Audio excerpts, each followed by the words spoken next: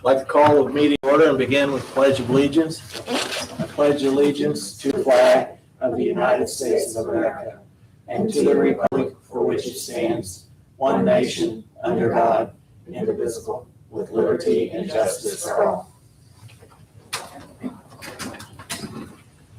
First item we have is approval of the agenda as presented. Is there any modifications? No. Hearing none, I'd entertain a motion to approve the agenda as presented. I'll make a motion. I'll second it. All those in favor? Aye. Aye. Public comments, we don't have anybody on here. RJL Solutions, they're not here. So we're going to go, first thing we got is the minutes. Approval of the minutes from 7/21/2026. I make a motion to approve. I'll second that. All those in favor? Aye. Aye. Next item is payroll. For 7/31/2026 in the amount of $176,253.01. I make a motion to approve. I'll second. All those in favor? Aye. Payroll withholding for the same date, 7/31/2026 in the amount of $39,787.13. Make a motion to approve. I'll second. All those in favor? Aye. Medical insurance in the amount of $56,063.81. Make a motion to approve. I'll second it. All those in favor? Aye. Solid waste claims for 8/03/2026 in the amount of $1,681.83. I make a motion to approve. I'll second. All those in favor? Aye. Accounts payable for the same date, 8/03/2026 in the amount of $370,532.90. I make a motion to approve. I'll second. All those in favor? Aye. Okay. Next item up is our health board appointments. And I think, Andrew, we had went through that process and we were trying to find a position which is a requirement. And we also, what I can remember of that is that some of the current members do not qualify with their credentials. Yes. So there would have to be a modification with that also. Haven't had a physician come forward to volunteer to serve yet. So is there a process, does the state have a solution when you cannot fill that? So I emailed State Board of Health. State Board of Health said their guidance is if you don't have a physician for that spot, then you leave it vacant. So we would have to be operating with 6 essential health board members. And you're right, there are, I think, 2. I think there is a position where I believe we appointed, if I'm not mistaken, somebody from Branchville to be as part of the health board. And I don't know if they have related field. They're more a liaison between communicable diseases, things going on in Branchville that might affect Perry County, which is, likely someone that you'd want on the board. But if they're a member of the general public, they should have been appointed by the council, not the commissioners. So there might, and that was kind of my email, was you might need to essentially either have them resign or reappoint them by different bodies, because the council can appoint a member of the general public, but the commissioners have those requirements of having some type of health-related field, like nursing and stuff like that. Yeah. So you do have candidates that could fit some of the other positions, but essentially you have 6 spots that you have. One, I think it needs to at least be switched over or appointed by a different body. And then a couple, I think, that you have qualified would fit, that are, I think, nurses or health-related fields that could fit those other positions. But so there is some kind of rearranging that needs to be done, and that's essentially where we're at. So is this something we need to get with the council? Yes, because the council is going to be the one that has to appoint, if they want to appoint that the representative from the Department of Corrections. Okay, so is that public joint meeting? Potentially, That yeah. discussion? Okay. So we need to get with some time where we can do that and they're all available. We just, it could be a maybe one at noon or something to work in there. I can't see that it would be a long drawn out because it's more of a just technical thing Yeah, and to do the switching around to get us back in compliance. we probably need to reach out to them, to those appointees and say, hey, it's our So they don't understanding. hear something. Or no, like, I think they probably need to voluntarily the intent that they are reappointed in the position that's legal, if that's what So, okay, I got it now. So we have to get the council comfortable with the process, then we need to get the current members that don't specifically qualify for the proper appointments to resign, then to reapply to the proper. Yes.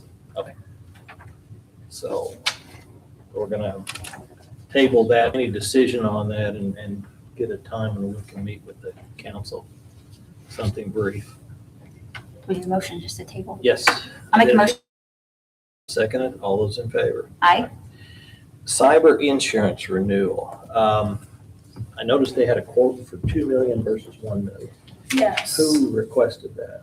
They just gave it to us, letting us know that currently, like right now, the 1 million, which is what we're at, would be 23,124 a year. And we can bump that up to 2 million for 29,800. So I just need to know, basically you get more, 1,000 or 1 million more for about under $7,000. Is that right? Yeah. Yeah. So I'm not in the liberty to make that decision. That's you all. I think at this time, I think we can always go back and adjust it if there seems to be a need or something like this here. But I know going into budget, I think the council's probably going to be tight. And to add an additional expense on them to have to deal with, Especially if nobody's requesting it. Yeah. So If I'd somebody say with our needed current coverage, Leave it and as is. then if someone wants to, they find money somewhere and they feel like it's a need, we can discuss it later. We can always up the size of it. So, Right. I make a motion to leave as is at the 1 million.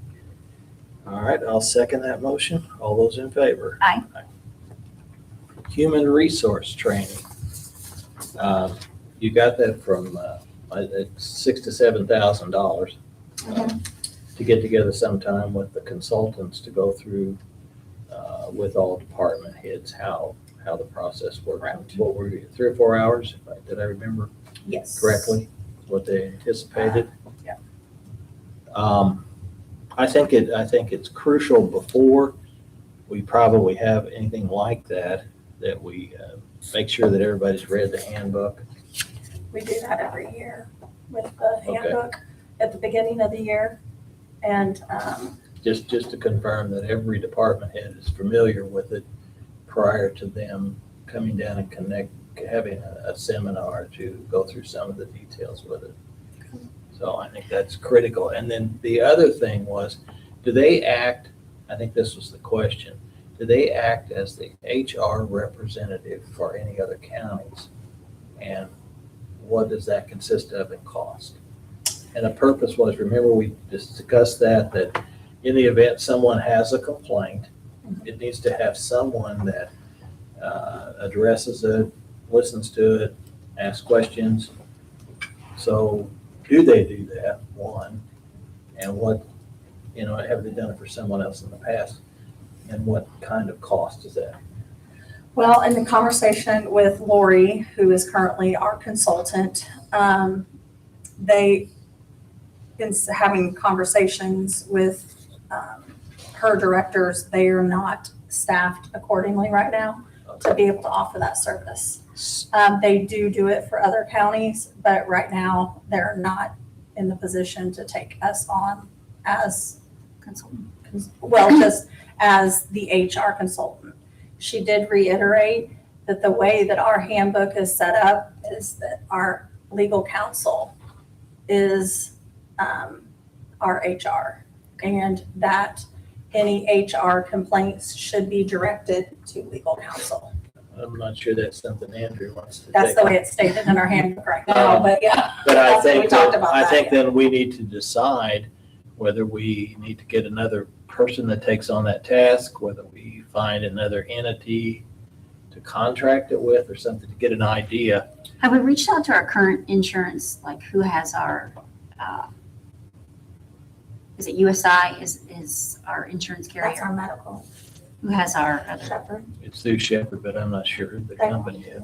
Typically, Wagner, Irwin and Schilly is our HR consultant, in which. Not for Andrew has consulting, used but a lot of times, like, I know I worked with USI in the past where they offer some of this training for free, like of the FMLA, the sexual harassment, because it's pretty basic. Everybody has it. And when I did it, it was basically all online. You brought your supervisors in, you sat down, you played the video, they signed off, and you moved on to the next thing the next month of a different topic. But I don't know if they offer that of anything, including in that. Well, we with work Shepherd. with USI, but it's for our medical. So I can think, ask them. I think Mindy Melton, Mindy who we Melton is who- we need to reach out to because they would cover the county for these type of issues and they may have something that's available. I mean, that would be Well, we're working on our insurance right now, so I'm speaking with her, so I'll ask her if they offer any kind of training like that. and I'm not sure, I think they cover some other counties in Indiana. I mean, you might ask them about HR. The actual task of the discussions with the individual and the grievances or whatever they want to make us aware of. Okay. We've got to get someone that's going to handle that. Because I could be, I have no idea whether that's a once a year or a once a day. So we're looking for HR training from Shepherd and then also, They have any HR. suggestions as someone to provide those services? HR services. So another option is taking this to the handbook committee also and just kind of feeling them out of, what can we do internally?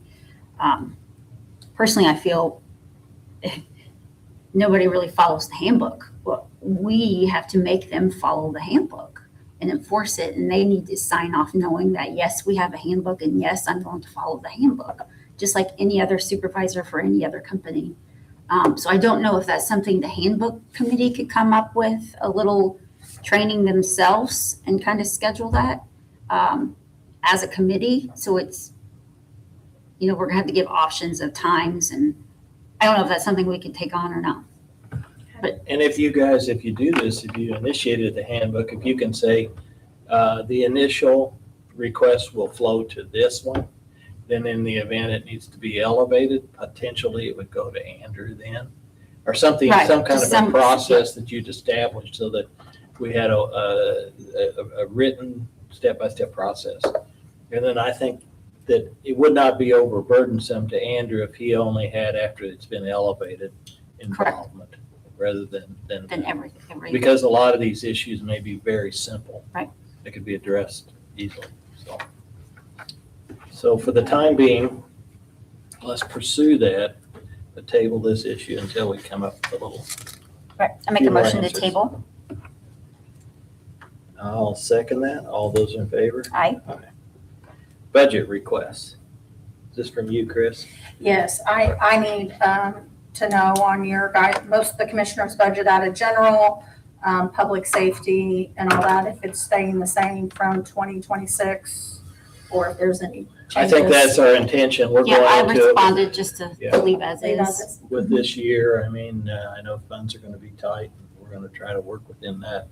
A lot of those items are out of our control. Yep. Just like health insurance and the rest of it. It's in our budget. I just don't have that power to You say just- that, yep, so you just I need just an wanted answer. to, I just need an answer. All right.